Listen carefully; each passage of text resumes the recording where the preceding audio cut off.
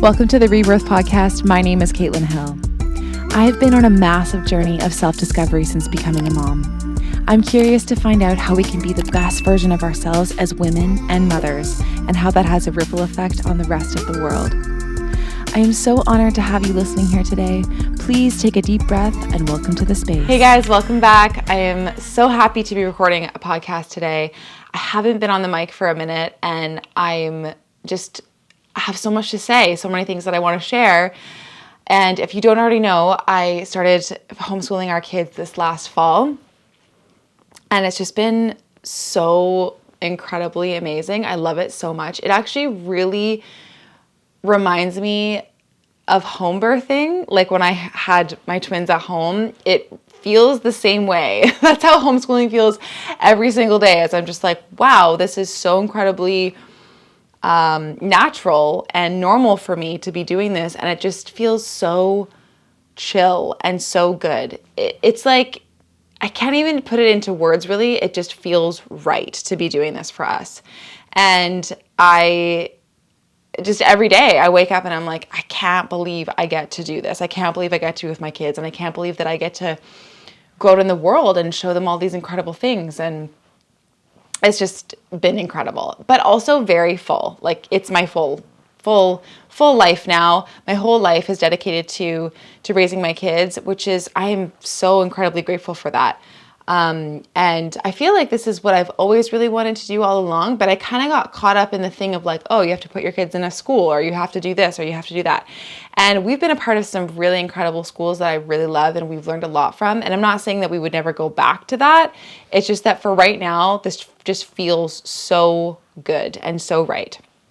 So I always say to follow what feels right for you and your family and to trust your gut and instincts on that. And this is what is just resonating so much right now. So I've been busy with doing that. And also just, I don't know, I feel like it's given us so much more rhythm in our life. Like we really have to be very intentional about what our days are going to look like. And that's been the biggest thing for me, I think, is just sitting down and planning everything out. But I am not going to make this a homeschooling podcast. This episode is going to be about the fact that we haven't watched screens. My kids haven't watched screens for, 2 or 3 months now. I want to say 3 months. Other than that, we did have a family pizza movie night last week. We watched a little 40-minute movie called Snowy Day, if you've ever watched it. But other than that, we've gone screen free. Like I'm talking none, nothing, nada, zip. And you know what's interesting is actually this came from Waldorf education, which my daughter was in last year. I was in a Waldorf school, and it, they're interviewing us at the beginning of the interviewing process to get to know the family, and they asked us, how many hours of TV do you watch a week? And I'm like, oh my God, like what do I put?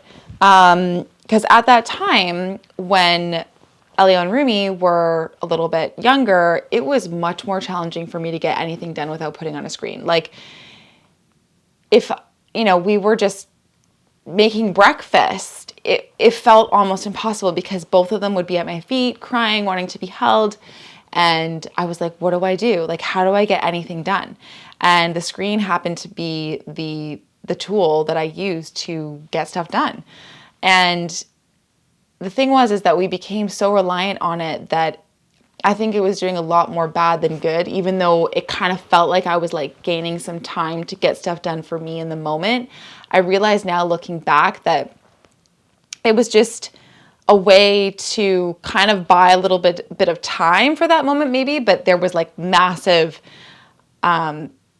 implications afterwards. Like after turning off the screen, there was always a meltdown or a fight or, something. It was never smooth afterwards. It was always much more hectic and chaotic after we turned the screen off. And so it wasn't like buying free time. It was like just sort of hindering us really. And, I give myself a lot of grace for all of the things that I did in the past. Like at every point of my parenting stage, it's always like I was doing what I felt was best at that time. And I also have to understand that at that time, it was a lot more challenging than it is now. Now the girls are a little bit older. They're 3.5, Safia is 6, and they play all together now. So that wasn't happening before. It wasn't like they would just break into having free play and imaginative play together. Like at that time, they were really reliant on me.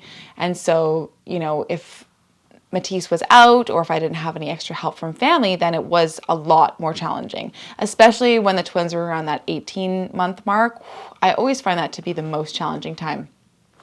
18 months to about 3.5 years old. So yeah, I do give myself grace for that time. But also with what I know now, I'm like, wow, this is so incredible. This feels so much better. I can tell my kids are absolutely thriving now without screens. And also want to mention that we had to go through a detox period. Like I would say the first 2 weeks to 3 weeks was still a bit chaotic. Like it still took them some time to understand that we weren't watching screens anymore. And we were also very, very, very limited. Like when I think back to where we were at a couple years ago compared to where we were at even a year ago, there was a huge difference because I became much more intentional about what kind of TV my kids were watching. But also, I learned to understand through Waldorf education that it doesn't have anything to do with what they're watching even though I was trying to watch the slowest shows ever. And even still, if we do have, family movie nights or whatever, that I am picking more shows that are more, very slow moving for the kids. And they're not getting this like crazy, just fast-moving, fast-paced show what's trying to keep their attention the whole time. It's just like such a crazy dopamine hit for them. And so, yeah, looking back on that, I didn't know that was a thing. Like I just thought like, okay, like if I'm putting on slower TV, that it's fine for them. But the thing is that it doesn't have anything to do with the show as much as it actually has to do with the screen. Like the screen is completely, first of all, it's stopping them from playing, which is the most important thing that kids need to do from ages 0 to 7 is play. They need to just be playing. So anything that has to do with distracting them from playing is already not good right there. Even reading books or sitting down and reading too many books can sometimes be a distraction from play. And I'm not saying books are bad. I'm just saying that the main focus needs to be play all the time. And we live in a place where it basically rains for 9 months out of the year, even 10 months. So yeah, we do have books and toys and stuff like that, but we do try to keep it to, of course we have books and toys. I'm not saying that those things are bad. I really don't mean that. I just mean that the most important thing is to have open-ended play. So to make sure that we have toys that are open-ended where it's like they can continue to go on with it. It doesn't there's no end to it. Deeper toys. I try to avoid toys without lights or batteries or plastic.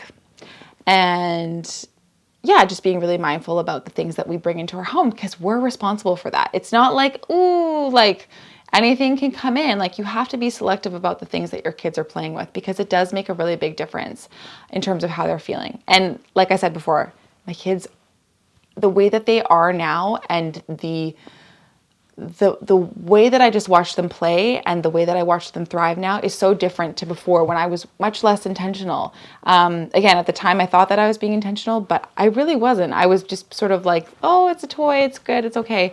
And now I'm like, where does this toy lead to? How does it turn into more play? And sometimes it can be the things that just seem so incredibly simple, like a silk or a clip or a basket. Like that could be a whole storyline right there.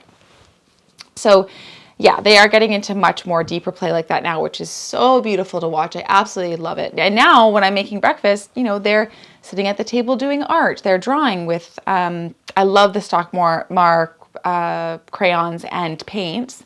And they just sit at the table and they just create. They create the most beautiful things, or they get into play. They start playing. And of course, it can go on into these deep, intricate stories. And now I'm in the kitchen and I'm making breakfast while they're playing. It's such a beautiful thing. So I definitely think that age has something to do with it, but also making the choice to be like, we're not going to put the screen on anymore.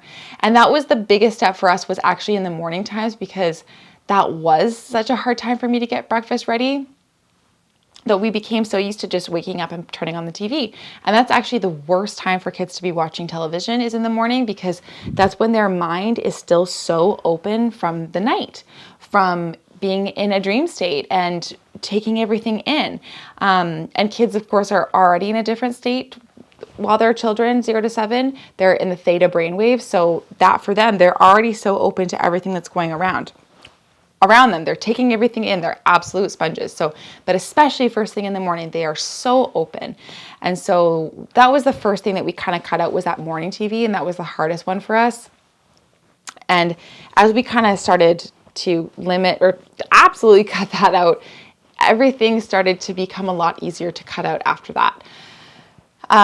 So yeah, I hide the remote. Like, that was the first thing I did, is I just put the remote somewhere where they couldn't see it, because they would like wake up and be like, we want to turn on the TV.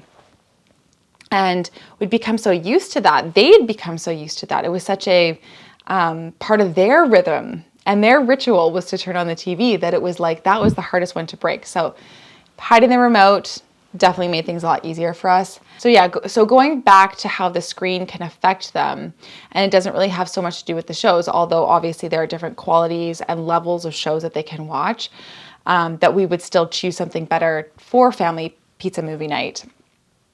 But still understanding that just looking at the screen is such a massive dopamine hit for them. And what happens to them when they're not receiving that hit anymore is that they can be going out in the world looking for other ways to receive that dopamine hit all the time. And of course, as they turn into adults, it's like, what do they end up turning to comfort for when they become older? Are they going to search for something that made them feel good when they were a kid, like watching TV or looking at an iPad or a screen? Or are they going to have different things that they relate to or resonate with in terms of what makes them feel good? What are they going to turn to for that hit, that different kind of hit? And I'm very grateful that we're doing this now, because I recognize now that my kids, when they get older, I hope that they're going to be turning to things like, oh, maybe cuddling up on the couch, or reading a book, or making food, or calling a friend, or being with family, going out in nature. When I started to kind of put that all together, I realized like how addictive these things are and how addictive the screens are. You really start to think like, wow, this is not just me buying time to get breakfast ready so that my kids can be distracted. It's so that it's actually causing an addiction to something. And it is really, really crazy how kids just stop and stare at the screens. They become absolute zombies. Like, it's really scary. And you have to wonder what's going on with their little minds that are so, so open. They are just absolute sponges. So everything that you're showing them on television, they're just taking in. They're taking it all in. And they don't have the capacity to know how to digest that information. They're way, way too small to be able to know, to differentiate the difference between what is good and what is bad. And, so much television now, I know it has always been like this, but even more so now, is so incredibly flashy. And there's so much scary stuff that goes on in television. Like, there's always the villain or the bad guy. And, it's even scary for me. Like, if I was a child watching that and taking that in, I would be like, I don't know what to make of that. And they don't know where to put that. They don't know how to digest it. And they end up carrying it with them. And it could turn into something else within themselves. We don't even know what that can look like. I know when I was a kid, I love my parents. I'm not blaming you guys for anything. I swear, if you're watching this, it's not your fault. I totally get it. Trust me. I've shown my kids lots of TV in the past, and this is no judgment. Also, no judgment to anyone that shows their TV to their kids now. I mean, I totally get it, but I'm just saying these are things to take into consideration. But my parents showed me The Wizard of Oz when I was little, and that witch literally haunted me, I swear, until like last year. I'm telling you, like, it really sticks with you. And I had nightmares about her for so long, and it really scares you as a child, because you're like, you cannot differentiate whether this is real or not. Like, you can't. They don't know what to do with it. They don't know how to digest it. That's what I always think is, what if the things I'm showing my kids, are they able to digest this information? What are they going to do with what they are seeing? And if it's beyond like something that's incredibly calming and relaxing, then they're probably not going to digest it very well. So that was a really big turning point for me in understanding that. And also when it comes to imagination, like for example, if you're showing a child what snow looks like, they've never seen snow before, and suddenly they see snow on a TV show, then they're like, oh, that's what snow looks like. But can you imagine a child that's never seen snow and they don't watch TV, and you ask them, you know, to draw a picture that has a snowman in it, then they would create their own version of what that snow or what that snowman looked like. And I think that's so fascinating, because when we're not shown what we're meant to do or how things are meant to look like it, then we can create it ourselves. And I think that's such a gift for children, and imagination being the most important thing for children to really use and work with. You know, we don't want to take that away from them by just showing them how everything looks on a screen or on a TV. Also, a really big thing for me is I will say, yes, my kids have watched TV, but we have never gotten into the iPad.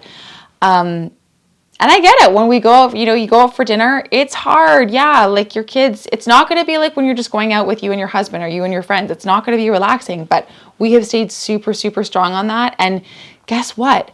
Now we went through that hard time, and now my kids are so excellent when we go to restaurants. They have such incredible manners. They understand how to have a conversation at the dinner table. They understand that sitting down and having a meal is a really, really sacred part of their day. And it's not a time to be sitting there on a screen and not being a part of the conversation that's going on, and not being aware of their surroundings and the fact that they're in a place where, there's other people around that are enjoying their food too. So like the iPad thing, I'm sorry, like I get it. Like I understand that there might be a time and place for it, but like when your kids are out for a walk and they're sitting in their stroller on iPad, like, I'm sorry, like, please stop doing this. This cannot be good. Remember when we used to be told, don't stand too close to the TV, it's not good for your eyes. And now there's like every single kid I see is walking around with an iPad. Like, I'm sorry, please stop. Please stop. Just try it. And yeah, it's not going to be easy, but guess what? It's going to be worth it. And kids are only kids for a very short period of time. Very, very short period of time. Like that. Okay, my daughter is now turning 7 in January, and I'm like, where did that go? And it's not forever. But I also think this whole like watching screens thing with kids, kids being on their parents' phone for, so their parents can have a conversation, this type of thing, it sort of like goes along with this whole busyness culture of that, like, oh, mom needs a break, or mom needs this, or mom needs that. And it's like, you know what? I understand what it's like. I have 3 kids. I get that feeling of feeling like you need to have a break, but just be present and be with them during the day, and allow yourself to have your time at night after they go to sleep. Put them down to sleep early. I try to have my kids to sleep by 7:00, and then that's me time. That's the time that I have for myself. Or if I feel like I need to have some time for myself during the day, then I carve that out and I make sure that I have someone that can come by to watch them, a family member or my husband. I'm very grateful that Matisse works at nights mostly. But we've also organized our lives and our schedules so that we can make sure that we have time for ourselves, and also have time, to parent and to be together. So it also comes down to planning and organizing, and I get that not everyone's able to do that. I think it's really important to find beauty in the mundane of things. I've really, really learned how beautiful it is to have your kids help you do the things around the house. And I know I've talked about this a lot before, but if your kids are, getting hectic maybe, or they're in the kitchen, give them a broom. Give them a broom. Tell them to start sweeping. Tell them to help you ask them to help you empty the dishwasher or do the dishes in the sink. Like, my daughter does all these things now that helps me. So whenever my kids are like, oh, I'm bored, I'm like, amazing. There's so many great things that we can do around the house to help. And also another really big thing for me, this is going into like so many different tangents, but I really believe it's super important. Like, housework is very important to do in a very calm and relaxed and happy state around your kids. And when you show them like, oh, you can do this, you can fold this, and how good it feels after you've put those things away or done those tasks around the house, is that you're showing them how important it is to run a household. And that goes into like having rhythm and all these different things. And you'll find that there's so much to do with your kids around the house and so many different things to do. Like, now I feel like we don't have time to watch TV. And sometimes my daughter will say, oh, when are we going to watch a movie again? Or when are we going to do this? And I'm like, we don't have time. Like, we have so many other amazing things to do that it's not in our schedule to watch TV at all. So yeah, there's so much to say on this topic, but honestly, I've noticed such a big difference. My kids get along so well. I hardly have any tantrums or freakouts or any of these types of things because we have such a strong rhythm that this becomes natural discipline. It's not about, oh, how am I going to discipline my kids? How am I going to tell them this? How am I going to tell them that? It's not about that. It's about having such a strong rhythm that they always know what's coming next. And on the days when we don't have a strong rhythm, that's when I notice more chaos, and I notice that there are way more problems and it's way more hectic during the day. So making sure that your kids always know what's coming next is so important. And I could go into talking about rhythm for a very long time. But cutting out the screens has been such a vital part of my parenting journey. I honestly think that I would probably still be going around saying how hard parenting was and following this victim narrative about how hard it is to be a mom, when you know what? It's really not. You just have to have the right tools and the right advice and be really tapping into what your family needs rather than just going along with, oh, okay, we can keep watching TV and we can keep doing this. And then the boundaries aren't there, and it can feel really hectic and chaotic. Trust me, I know. But when you can find this peace within your home and create this really beautiful container for them, it's just such a beautiful thing. And I really, really want to shout this from the rooftops that you can do it. Like, I believe in you. I believe that you have the ability to stop watching screens with your kids. I understand that there can be some tough moments, and I'm not saying that you have to be perfect and never, ever, ever watch them, but try to cut it out. Try cutting out the mornings. Try cutting it out one day and see what happens to your kids, because it's amazing what happens when your kids get bored. They come up with the most incredible things, and you have to let them get to that place. You have to let them be alone for a moment to be like, whoa, I actually have it within me to create my own magical world. I don't have to watch something on a screen in order to feel like I'm doing something or to feel fulfilled. I can do this within myself. I have such a beautiful world within me, and I can show that and I can use that. And that's what I want my kids to resonate to when they become adults. I want them to know that it's within them to be able to create magic and to be able to feel good within themselves, not by looking at a screen, not by getting that hit of dopamine from something else outside of them. I want them to know that it comes from within them.